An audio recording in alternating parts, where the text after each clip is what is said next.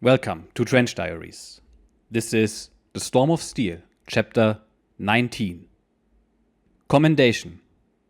The 73rd Fusilier Regiment has added in the most brilliant fashion to its high reputation as a brave and war-tried unit in the severe fighting which was renewed against an enemy much superior in numbers. I am all the more glad to recognize this, as I know what high demands in endurance and loyalty to duty in our country's cause must have been made on the troops of the division during this long spell in the line on a difficult front. In particular, Lieutenant Jünger earned fresh recognition. Already 6 times wounded, he was on this occasion, as always, a shining example to both officers and men. Signed, von Busse, Major General and Commander of Division, August 12, 1918. My last storm. On the 30th of July 1918, we went into rest at Sauchy-l'Estrée, a delightful spot in Artois surrounded by water. A few days later, we marched still further back to Escadœuvre, a small, smug, working-man's suburb of Cambrai. I occupied the typical best bedroom of an artisan's house in northern France. The large double bed as its ominous pièce de résistance, a fireplace with hideous red and blue glass vases on the mantelpiece, a round table, chairs, on the walls, some of those frightful color prints of the Familistière, Vive la classe, Souvenir des Premières Communions, postcards, and other rubbish. I did what I could to give the right note to my arrival by throwing a pack of cards on the table and my riding boots on the double bed. The clear moonlight nights favored the visits of enemy bombers, who gave us a notion of the overwhelming superiority of material possessed by the other side. Night after night, several formations came over and dropped their bombs of alarmingly high explosives over Cambrai and its suburbs. I was not agitated so much by the fine mosquito-like hum of the engines and the series of reverberating detonations as I was by the dash of my host for the cellar. It is true that, one day before my arrival, a bomb had landed in front of the windows and flung the gentleman of the house half-stunned out of the bed in which I slept, broken a bedpost, and bored the walls of the house with splinters. It was precisely this accident which lulled me into the belief that a repetition of it would be unlikely. After one day's rest, the detested but indispensable round of training set in once more. Drill, instruction, roll calls, lectures, and inspections filled a great part of the day. One entire morning was spent in pronouncing a verdict in a court of honor. Here, too, we were miserably fed. For a long while there was nothing for supper but gherkins, which the men very dryly and aptly named the gardener's sausage. It was by no means easy to weld my decimated company into a unit again. I often went against the grain to be always insisting of the details of the drill in my relations with the men, convinced though I was of the necessity. Drill as the means to an end is indispensable to every army. It cannot be replaced entirely by individual training, nor by sporting instinct. A man, unless his inherent worth is beyond all doubt, must have obedience drilled into him, so that his natural instincts can be curbed by the spiritual compulsion of his commander even in the most awful moments. Above all, I devoted my efforts to the training of a shock troop, as it had become more and more clear to me in the course of the war that all success springs from individual action, while the mass of troops give impetus and weight of fire. Better command a resolute section than a wavering company. I spent my leisure time reading, bathing, shooting, and riding. On my rides, I found vast quantities of literature thrown down from aeroplanes.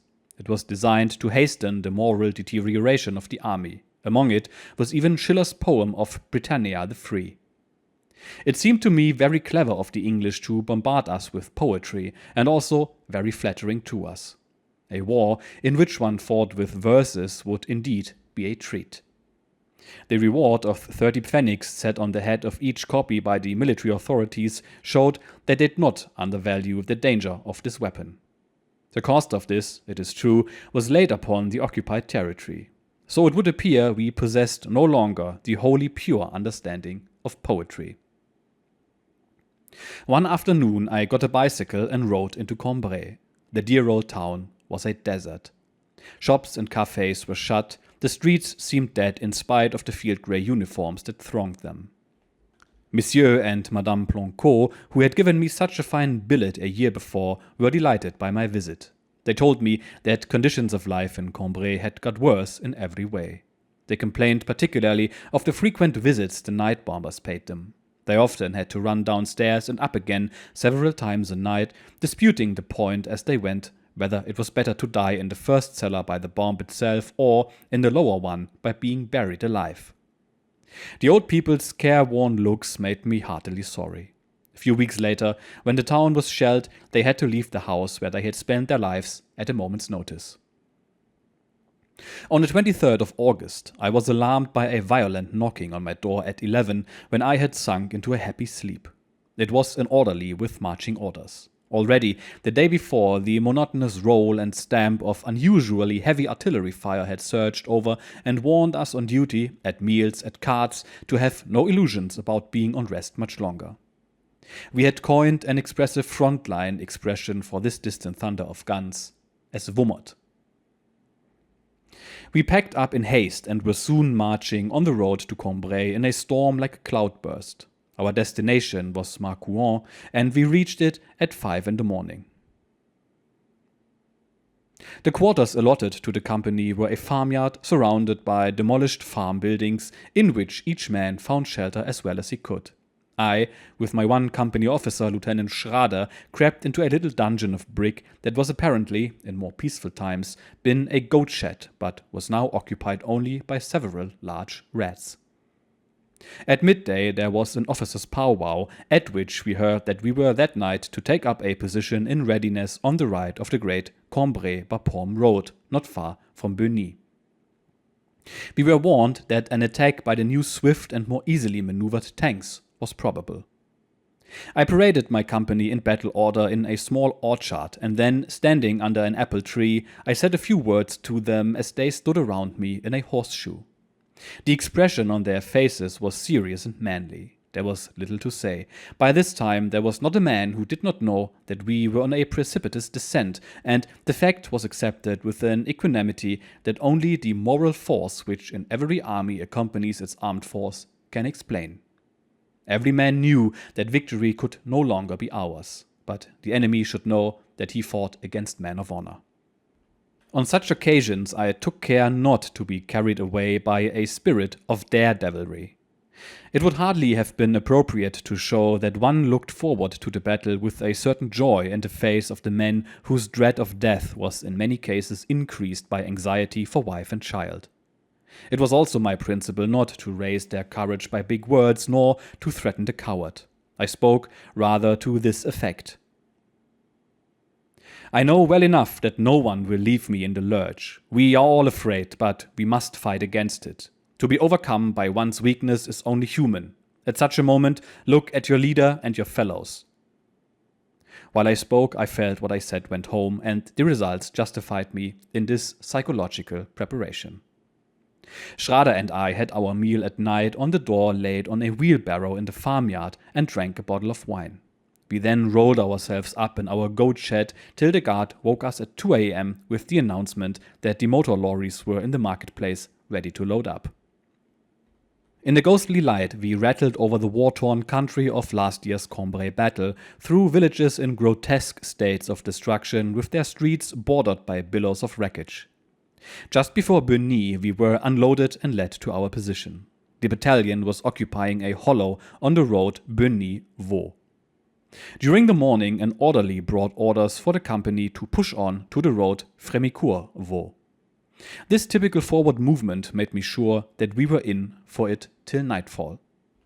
I led my 3 platoons strung out in file through a country over which aeroplanes circled, dropping bombs and scattering bullets. When we reached our objective, we dispersed in shell holes as an occasional shell came over the road. I felt so bad that day that I lay down at once in a small length of trench and fell asleep. When I awoke, I read Laurence Sterne's Tristram Shandy, and thus the afternoon went by, while I lay in the sun with the apathy of an invalid. At 6:15, a dispatch rider summoned the company commanders to Captain von Weyer. "I have to make the serious announcement that we are to attack. After half an hour's artillery preparation, the battalion will advance at 7 from the western edge of Favrul and storm the enemy lines. You are to march on the church tower of Savigny." After brief coming and going and a hearty handshake, we rushed back to our companies as the artillery fire began in 10 minutes and we still had a good way to march.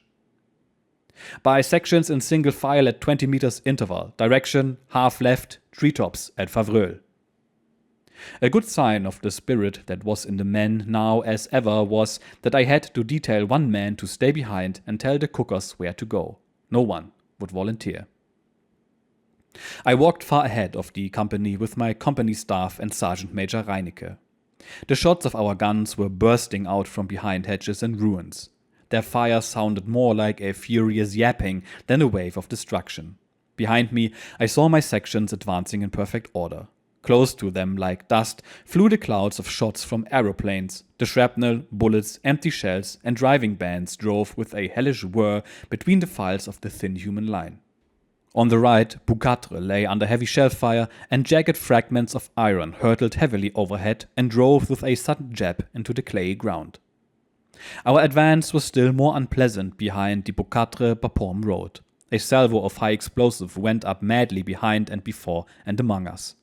We scattered and threw ourselves into shell holes. The smoke of shell after shell hung in the clouds over the edge of Favrul, and though it rose and fell again, brown fountains of earth, one rapidly succeeding another. I went forward alone, as far as the first ruined houses, to find the way, and then gave the signal with my cane to follow.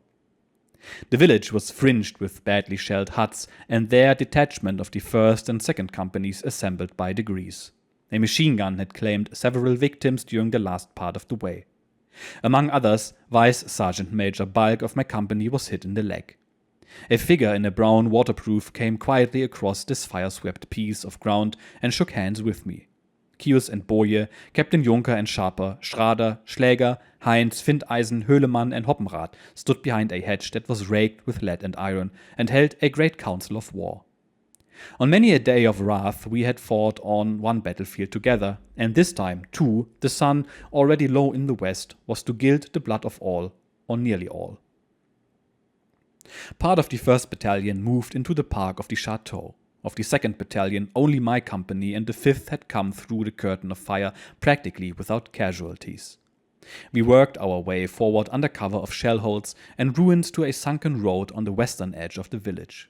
On the way, I clapped onto my head a helmet I picked up, a precaution I never took except in critical moments. I was astonished to find Favrul utterly deserted. Apparently, the line of defense had been abandoned by the troops occupying it. Captain von Weyer, now lying alone and severely wounded in a shell hole in the village, had given orders that the 5th and 8th companies were to form the 1st attacking line, the 6th the 2nd, and the 7th the 3rd. As there was nothing to be seen so far of the 6th and the 8th, I decided to go ahead without bothering too long over the distribution of the attack in depth. It was already 7. Looking from between fragments of houses and stumps of trees, I saw an attacking party advance across the open in 2 waves under moderate rifle fire. It must be the 5th. I drew up my men in the sunken road and gave the order to advance in 2 waves. At 100 meters interval, I myself will be between the 1st and 2nd waves. It was our last storm. How often in years gone by had we stepped out into the western sun in a mood the same as now. Le Éparge, Guillemont, Saint-Pierre-Vaast, Langemarck, Passchendaele, Meuvre, Vaucourt, Maury. Again, the carnival of carnage beckoned. We left the sunken road quite according to program, only I myself, as the formula of command finally puts it, suddenly found myself near Lieutenant Schrader far in front of the 1st wave. Isolated rifle shots rang out in front of us. My cane in my right hand and revolver in the left, I stumped ahead and, without observing it, left the advancing lines of the 5th Company partly behind us and partly on our right.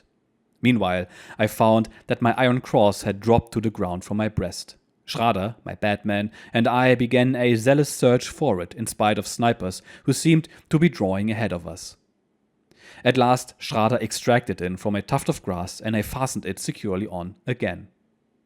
The ground began to fall. Indistinct figures were seen in motion against a background of brown earth. A machine gun spat out its bullets at us. A sense of aimlessness took hold of me. Nevertheless, we began to charge at the double. In mid-jump over a piece of trench, a piercing shock through the chest took away my breath. I spun head over heels with a loud cry and fell stunned to the ground.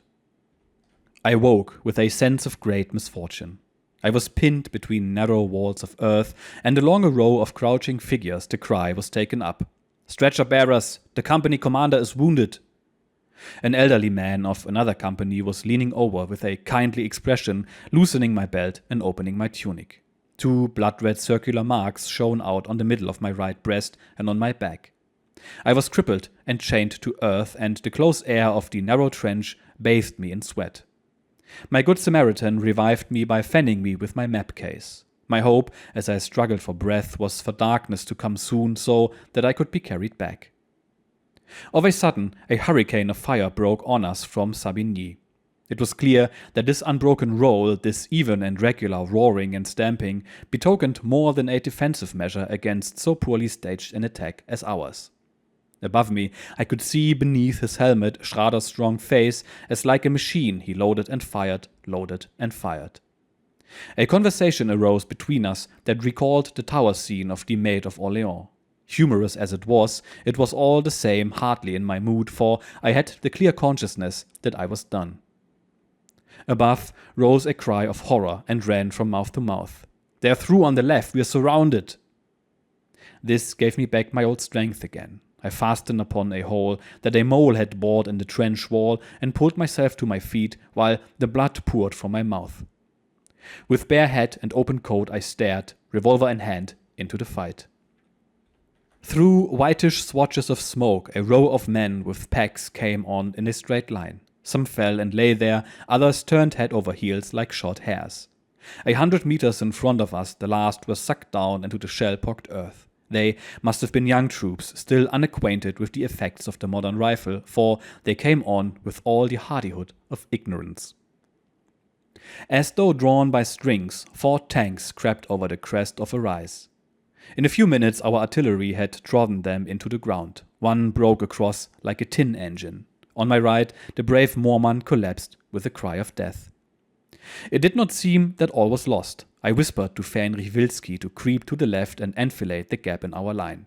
He came back almost at once and announced that 20 meters from us the show was up and all were surrendering. That was the 99th Regiment. I turned round and saw a strange sight. From the rear there were men coming forward with their hands up. The enemy must already have taken the village from which we went to attack. The scene became more and more lively. We were surrounded by a circle of Germans and English and called upon to throw down our weapons. I urged those nearest me to fight it out to the death. Friend or foe were fired on alike. Some who surrounded our little band were shouting, some were dumb.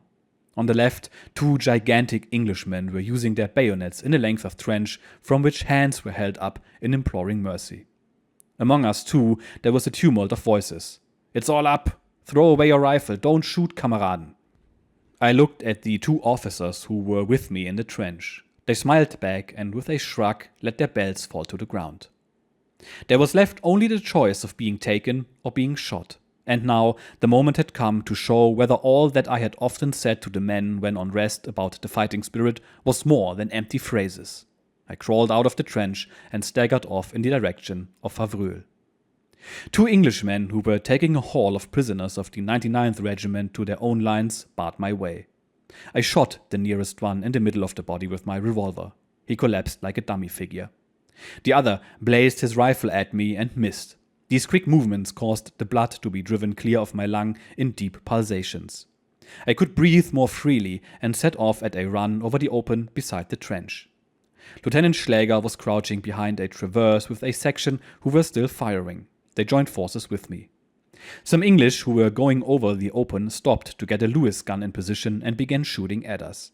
Except for me, Schläger and 2 others, not one escaped. Schläger, who had lost his princeness, told me that he saw nothing but my map case flying up and down. The continuous loss of blood gave me a lightness and airiness of intoxication. One thing only bothered me, that I might collapse too soon. At last, we reached a half-moon-shaped earthwork to the right of Favrul, whence half a dozen heavy machine guns were pumping lead on friend and foe without distinction. Enemy shots were spluttering around the parapet, men danced to and fro in the greatest excitement. An NCO of the medical corps attached to the 6th Company tore off my tunic and advised me to lie down at once, otherwise I might bleed to death in a few minutes. I was rolled into a ground sheet and carried past the outskirts of Favrul. Some men of my own and the 6th Company went with me. After a few hundred paces, we were fired on from the village at close range. The shots went with a smack into the human bodies. The stretcher-bearer of the 6th Company, who carried the rear end of my ground sheet, was laid out with a bullet through the head. I was dropped as he fell. The small detachment had thrown themselves flat on the ground and now crept to the nearest hollow, with bullets dropping into the ground all around them. I lay by myself, firmly secured in my ground sheet, awaiting the coup de grace. And yet, so long as a man of my company lived, I was not quite forsaken.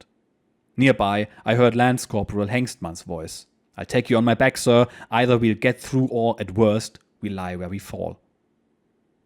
Unfortunately, we did not get through. Too many rifles aimed at us at almost point-blank range. He took me on his back with my arms round his neck, but before we had gone very far, there was a metallic report and Hengstmann sank softly beneath me to the ground. I released myself from his arms that were still clasped under my knees, and found that a bullet had passed through helmet and temples. This brave man was a schoolmaster's son from Letter, near Hanover. This evil precedent did not deter another from coming to my aid and venturing on a fresh attempt to rescue me. It was Sergeant Strichalski of the Medical Corps. He took me on his shoulders and carried me safely to the blind side of the rise of ground. It was getting dark. The men found the ground sheet of a dead man and carried me over a deserted stretch of ground over which, far and near, jagged flashes were flaming up. I had to struggle for breath, one of the most painful sensations there are. The smoke of the cigarette that a man was smoking 10 paces in front threatened to suffocate me. At length, we reached a dressing station in charge of a friend of mine, Dr. Kai. He made me a divine lemon squash and then put me into a refreshing sleep with an injection of morphine. Next day began the usual journey by stages to the rear. The terrible journey by car to the war hospital brought me to the edge of the grave. Then I was in nurses' hands. Though I am not misogynistic, I was always irritated by the presence of women every time that the fate of battle threw me into the bed of a hospital ward. One sank, after the manly and purposeful activities of the war, into a vague atmosphere of warmth. The clear objectivity of the Catholic nursing sisterhoods afforded a welcome exception. I found with them an atmosphere very congenial to soldiering. My wound was made lighter by many expressions of sympathy, and indeed, bodily suffering always increases the sensibility of the inner being. From the Blancos, I had a delightful letter written when the enemy, who were gaining ground very slowly, first began shelling Cambrai. They sent me also a tin of milk they could ill spare, and the only melon their garden had produced. I must not let slip this opportunity of saying that I found many an example among the French civilian population of that internationality of the heart that every decent man and educated soldier ought to uphold. The last of my long series of bad men, too, was no exception to the rest. He stuck by me, though the hospital allowed no provisions to be made for him, and he had to beg when he could in the kitchen.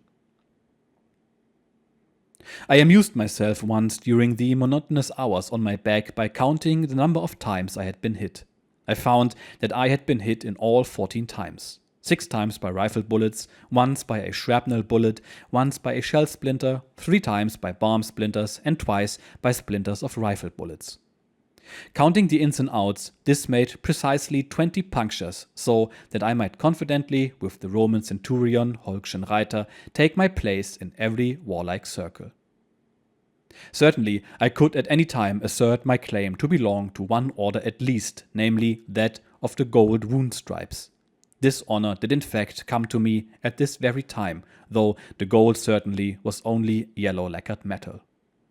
Yet I must confess I had it soon on my coat with a certain pleasure, for if doctors and professors, for all their correctness, do not look askance upon the stamp of an official title, why should the soldier refuse a visible sign of his gallantry?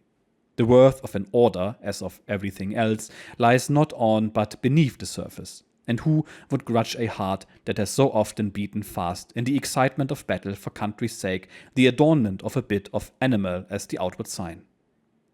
In huckstering times, indeed, when everything turns on money, these things lose their value, for it rests solely within the ideal with which they are bound up. After 14 days, I was lying on the feather mattress of a hospital train. Once again, a German landscape flitted by me, tinged this time with the first dyes of autumn. And once again, as on that time at Heidelberg, I was gripped by the sad and proud feeling of being more closely bound to my country because of the blood shed for her greatness. Why should I conceal that tears smarted in my eyes when I thought of the end of the enterprise in which I had borne my share? I had set out to the war gaily enough, thinking we were to hold a festival on which all the pride of youth was lavished, and I had thought little, once I was in the thick of it, about the ideal that I had to stand for. Now I looked back. 4 years of development in the midst of a generation predestined to death, spent in caves, smoke-filled trenches, and shell-illuminated wastes. Years enlivened only by the pleasures of a mercenary, and nights of guard after guard in an endless perspective. In short, a monotonous calendar full of hardships and privation, divided by the red-letter days of battles. And almost without any thought of mine, the idea of the fatherland had been distilled from all these afflictions in a clearer and brighter essence. That was the final winnings in a game on which so often all had been staked. The nation was no longer for me an empty thought veiled in symbols. And how could it have been otherwise, when I had seen so many die for its sake, and been schooled myself to stake my life for its credit every minute, day and night, without a thought?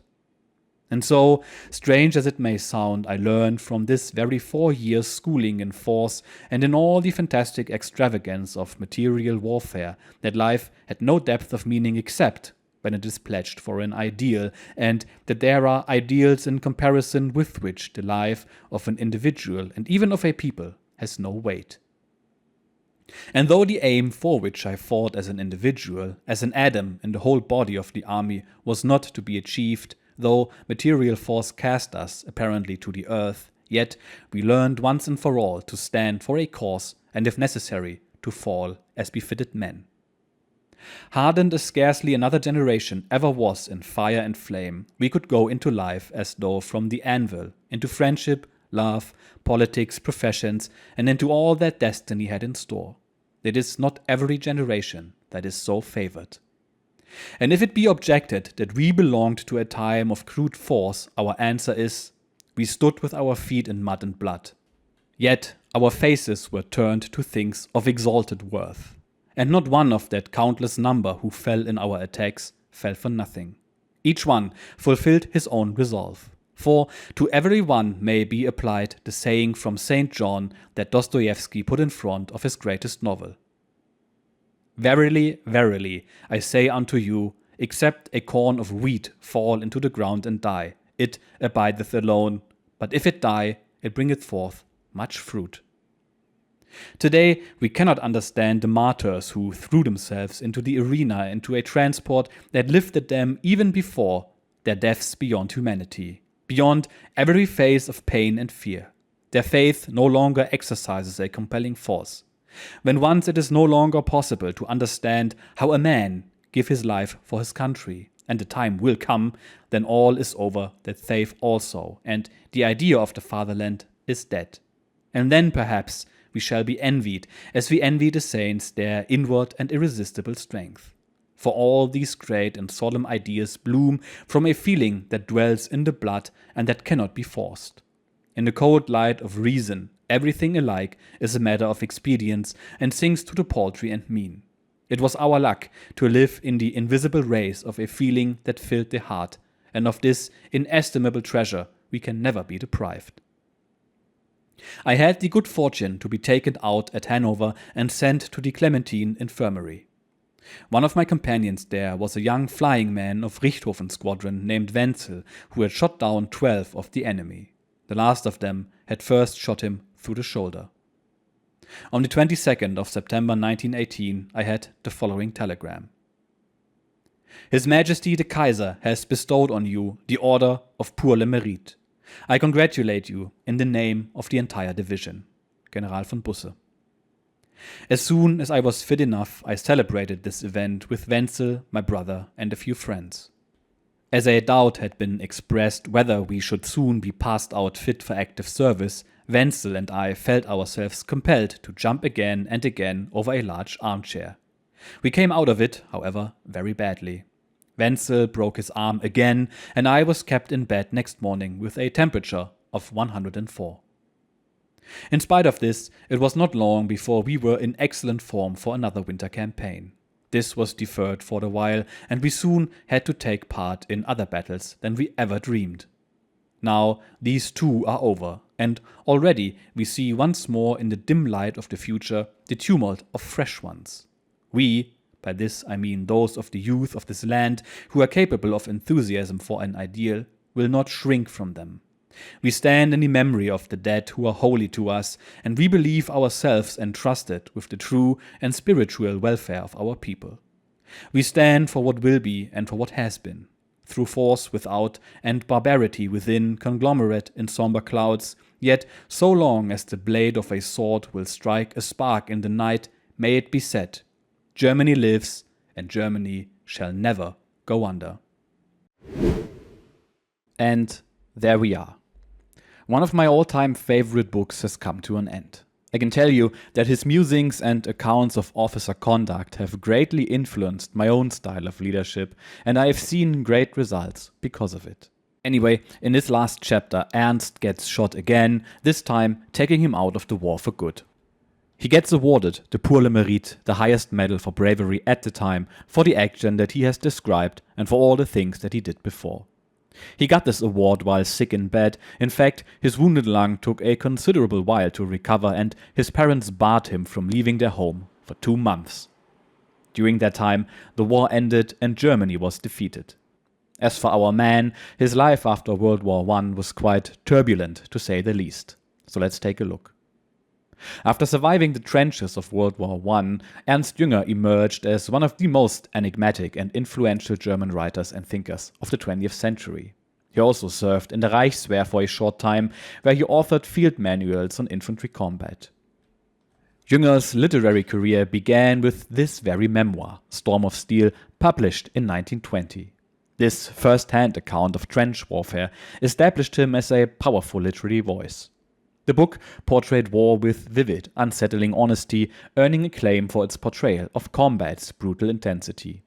During the time of the Weimar Republic, after studying zoology and philosophy without graduating, Jünger became increasingly involved with ultra-conservative nationalist circles. Yet, crucially, he never fully aligned himself with the rising Nazi party. Although the Nazis admired his warrior ethos, Jünger himself remained distant, even skeptical of their methods and ideology. His main point of contention was, and get this, that the Nazis weren't radical enough, because he was a staunch opponent of the political system of democracy, which the Nazis still used to their furthering of their own goals. His personal idea of a community was a highly militaristic one that cherished hardships and frugality, which would put every citizen through grueling service to the fatherland. In effect, he envisioned a quasi-Spartan society that in his mind would produce highly powerful individuals which in turn would selflessly further the goals of the community. In the beginning, he thought that the Nazis were going to do exactly this, and he even sent Hitler a signed copy of one of his books, to which Hitler replied personally that he was very grateful for it. But again, at some point, both parties distanced themselves from each other, also because Jünger did not share the profound, ethnically based views of the Nazis. During World War II, Jünger served at first as a captain in the Maginot Line and later as a staff officer in occupied Paris, working mostly in intelligence. There, he wrote extensively in his diaries, later published as Gardens and Streets, reflecting philosophically on war, society, and individual morality. He also intermingled with the locals, girls mostly, apparently having had an affair with one of them, who was half Jewish, and deepened his connection to General von Stülpnagel, one of the most well-known organizers of the resistance against Hitler and one of the architects of the July 20 plot. He witnessed summary executions of alleged resistance members who were held hostage, which had a profound impact on him. In fact, he secretly collected farewell notes of said hostages and translated them himself. Now, I know what you're thinking. It would be interesting to read one of them, so of course I did some research and found a few, which I have now translated and will read to you. As for context, in occupied France in 1941 and 1942, there was a strong resistance activity with regular assassinations of German officials. The German occupying government, of course, would use reprisals to discourage further attempts. Among them was the so-called hostage program, which meant that for every killed German, a number of French citizens would be executed. These generally were either suspected or confirmed resistance sympathizers, communists, or people who had been denounced by others. Jünger was a strict opponent of this method. As such, he did what he could. One of the letters now reads as follows. To Madame Lefebvre Marcel. Dear wife and children, I send you these final words to say goodbye, for I am among the 30 who have been handed over to the German authorities. We know what this means. Rest assured that I will die bravely. This was my fate. Farewell to all of you. I tenderly embrace you one last time. I hope my belongings will be sent to you. May the children remember their father. When I sent you those mementos, I never imagined they would be the last. Farewell, my beloved wife. Be brave. Continue raising our children so they become strong, honorable people. My task is finished. Embrace the children for me. Signed, E. Lefebvre. There are about a dozen of these letters, and some of them hit very deeply. Later, Ernst was sent to the Caucasus, where he witnessed war crimes committed by the SS and SD, which he found deplorable again, and which fortified his resolve to do something against Hitler. In 1943, he was sent back to Paris, and later still he returned to Germany. There, in September of 1944, he was deemed unworthy for armed service by the authorities because of his connection to the resistance.